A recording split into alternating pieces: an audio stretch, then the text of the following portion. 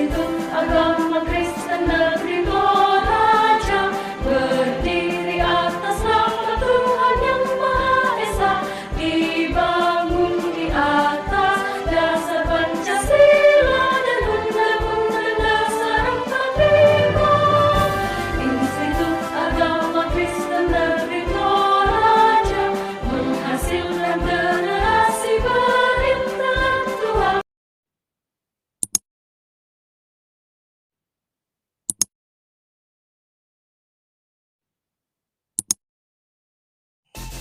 Shalom, perkenalkan nama saya Rani bersama dengan rekan saya Nurita. Kami dari kelas B, jurusan Pendidikan Agama Kristen, Angkatan 2019, Institut Agama Kristen Negeri Toraja. Video ini kami buat sebagai salah satu syarat pemenuhan tugas mata kuliah Sejarah Gereja 1 yang diampu oleh Bapak Dosen Christian Era Melele, MPDK. Dalam video ini kami akan membahas tentang materi perkembangan gereja mula-mula. Pada mulanya, gereja Kristen terpusat di Yerusalem, dan salah satu pemimpinnya adalah Yakobus dari Yerusalem yang adalah adik Yesus. Dan dia mati sebagai martir pada sekitar tahun 62 Masehi. Setelah amanat agung diberikan, para rasul, termasuk Rasul Paulus, kemudian melaksanakan misionarisnya, yaitu untuk menyebarkan kekristenan di kota di seluruh wilayah Helenistik, seperti Alexandria, Antioquia, Roma, serta keluar kerajaan Roma. Di samping itu, ada berbagai pandangan tentang berdirinya gereja, antara lain seperti yang pertama itu, gereja adalah umat perjanjian yang sering dikaitkan dengan panggilan Abraham dan janji yang telah diberikan kepada Abraham sebagai permulaan. Yang kedua, gereja adalah orang yang percaya kepada janji Allah kepada Adam. Itu bisa kita lihat di Kejadian pasal yang ketiga ayat yang ke-15. Oleh karena itu, gereja telah dimulai jauh sebelum panggilan Abraham. Yang ketiga, gereja dimulai pada waktu Kristus di dunia, tetapi berdasarkan pengakuan bahwa murid-murid Yesus adalah inti gereja, maka gereja belum nyata sampai kedatangan Roh Kudus pada hari Pentakosta. Yang keempat, gereja sudah ada dalam rencana Allah, dikekalkan di masa lampau. Itu bisa kita lihat di Efesus pasal yang ke-14. Tetapi realitasnya gereja dimulai pada Pentakosta. Karena gereja adalah hakikatnya sebagai tubuh Kristus, bergantung pada karya Kristus yang telah selesai dan kedatangan Roh Kudus. Yang kelima, gereja ialah pada hari turunnya Roh Kudus pada hari Pentakosta. Nah, hal serupa dikemukakan oleh Bril yang menegaskan bahwa terbentuknya jemaat yaitu pada hari Pentakosta. Sebelum hari itu, sudah ada orang-orang yang telah percaya kepada Tuhan Yesus, tetapi pada hari itulah jemaat terbentuk. Yang kelima, murid-murid Tuhan berhimpun dengan sehati di Yerusalem dan tiba-tiba Roh Kudus turun di atas mereka, dan demikianlah jemaat Kristus terbentuk. Akan tetapi, berdasarkan jemaat telah diletakkan oleh Yesus sendiri. Dan yang terakhir adalah murid-murid pada saat itu dipenuhi Roh Kudus, sehingga mereka berani bersaksi tentang Yesus. Dan melalui kesaksian tersebut, orang-orang di Yahudi menyambut Injil dan percaya kepada Yesus. Orang-orang Yahudi itu awalnya masih seperti masyhab Yahudi, di mana mereka tetap mengunjungi bait Allah dan sinagoge, serta menaati hukum Taurat dengan setia. Berita Injil yang mulanya hanya diterima oleh orang-orang Yahudi, namun setelah kematian Stefanus membuat mereka lari dari Yerusalem dan melarikan diri ke daerah-daerah Samaria dan orang kafir, dan di mana mereka memberitakan Injil, dan di situ diterima oleh penduduk di daerah tersebut. Nah, setelah Injil berhasil masuk ke dalam dunia orang-orang kafir itu, timbullah persoalan yang mengemuka. Hal ini disebabkan karena di satu sisi orang-orang Kristen Yahudi tetap ingin menaati hukum Taurat karena mereka tidak mau memutuskan hubungan dengan orang-orang Yahudi lainnya. Di dalam Kisah Para Rasul 10 sampai Kisah Para Rasul 11, di situ diceritakan bahwa Petrus tidak mau memasuki rumah orang kafir, tetapi Roh Kudus memaksa dia dengan memakai suatu penglihatan. Di situ Petrus ragu-ragu. Ia masuk ke rumah Kornelius, tetapi ketika ia datang ke Antioquia, ia tidak mau makan bersama dengan orang-orang Kristen Yunani yang dia sebut najis. Karena tidak mau menaati hukum Taurat. Nah, berbeda dengan Paulus yang benar-benar memahami bahwa tidak perlu lagi orang-orang Kristen itu mengikuti perintah-perintah Taurat Musa, sebab orang percaya telah bersatu dengan Kristus, yaitu dengan kematian dan kebangkitan Kristus.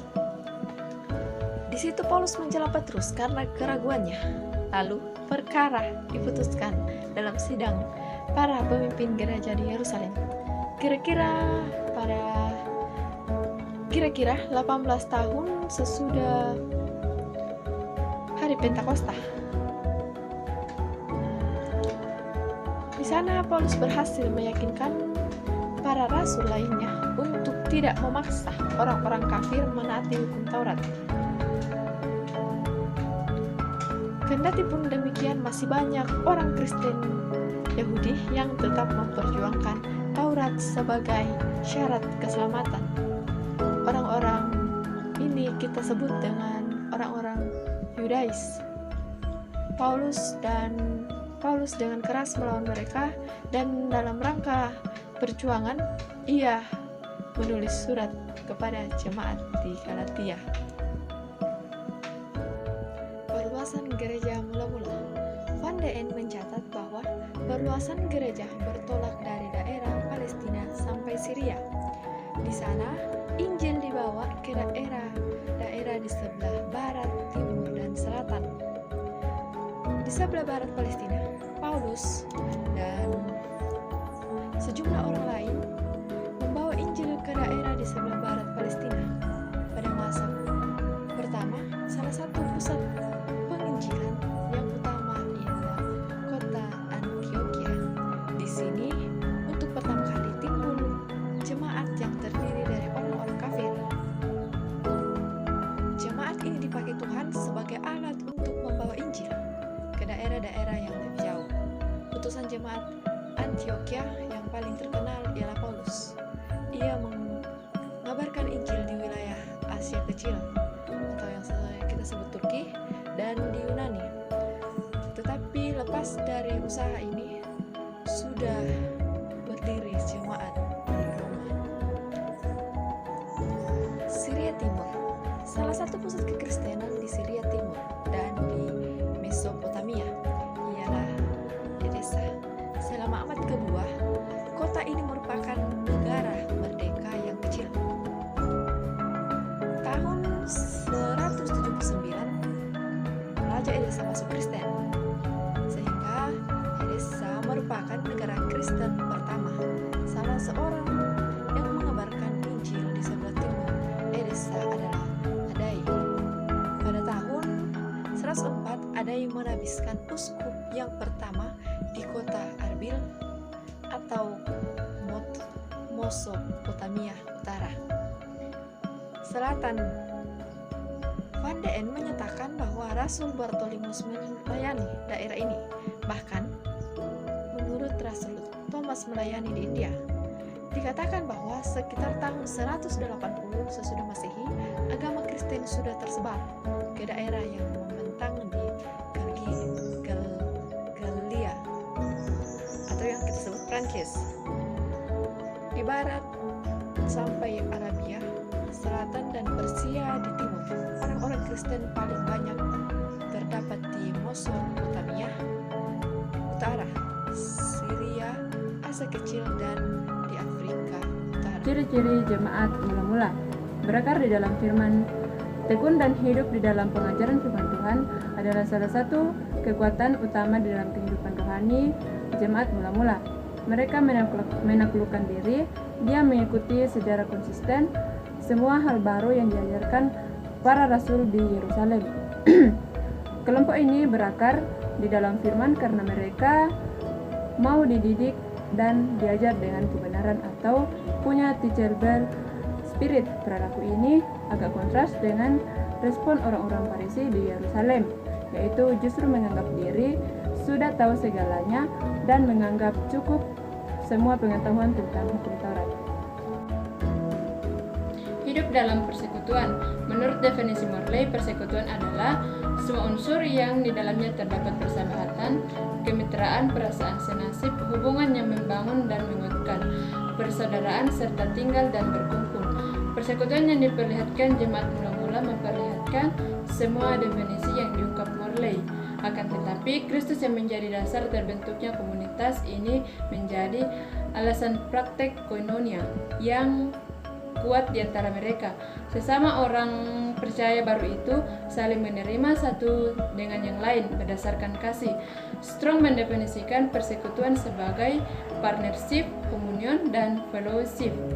Ketiga definisi itu mengarah pada sikap dan perilaku untuk bersatu di dalam perbedaan, membangun komunikasi yang sehat dan menjadi bagian satu dengan yang lainnya. Harus disadari bahwa ada beberapa hambatan yang biasanya menghalangi persekutuan, akan tetapi semua hal itu tidak terlihat di dalam persekutuan yang terbentuk di jemaat mula-mula.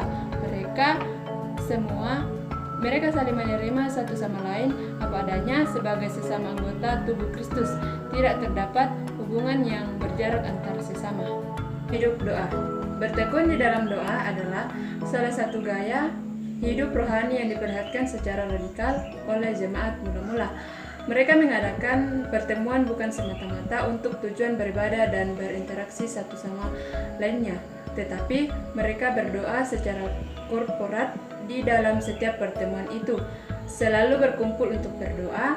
Sebagaimana dituliskan Lukas, adalah penekanan bahwa doa menjadi bagian dari gaya hidup keseharian mereka. Jemaat mula-mula menyadari bahwa doa membawa kesadaran akan adanya Allah dan kebergantungan kepadanya. Sebagaimana dikatakan Morley, doa menjadi kesempatan untuk mengadakan persekutuan dengan Bapa di surga. Inilah salah satu alasan utama mengapa mereka selalu berdoa. Para rasul pasti telah mengajarkan mereka tentang alasan-alasan penting terhubung dengan Tuhan melalui doa, menjelaskan bahwa Yesus yang mereka percaya adalah juga seorang pendoa, serta mengajarkan mereka tentang perintah Yesus kepada murid-muridnya untuk berdoa. Menurut Whitney, doa menciptakan semacam jalur hubungan dengan Allah di mana orang percaya dapat berbicara dan bercakap-cakap kepadanya secara berkesinambungan. Peduli terhadap sesama. Salah satu bentuk kepedulian di dalam komunitas jemaat mula-mula adalah sikap berbagi dan rela berkorban. Mereka peduli terhadap kebutuhan material orang lain dan siap menjual harta pribadi untuk memenuhi kebutuhan primer tersebut. Prinsip yang ditekankan adalah kepemilikan bersama atau saling memiliki. Catatan dari Newman dan Nida dapat dipegang sebagai acuan. Tidak berarti orang-orang ini menyerahkan begitu saja harta mereka untuk dijual sebagai persediaan bagi jemaat, melainkan tergantung dari ada tidaknya kebutuhan khusus yang perlu ditopang secara bersama-sama. Terlihat bahwa komunitas ini tidak hanya saling menopang secara rohani, tetapi juga secara jasmani. Menurut Whitney, perilaku suka menolong dan menjadi bagian dari kebutuhan orang lain tersebut adalah ciri dari orang yang lahir baru di dalam Kristus. Perhatian kepada sesama dan kebutuhan sesamanya menjadi salah satu cara untuk merefleksikan diri mereka sebagai pengikut Yesus. Sebab selama berada di dalam dunia, Yesus menampilkan diri sebagai sosok yang memenuhi kebutuhan manusia, baik jasmani terlebih rohani. Ya, demikianlah materi dari kami. Sekiranya dengan materi ini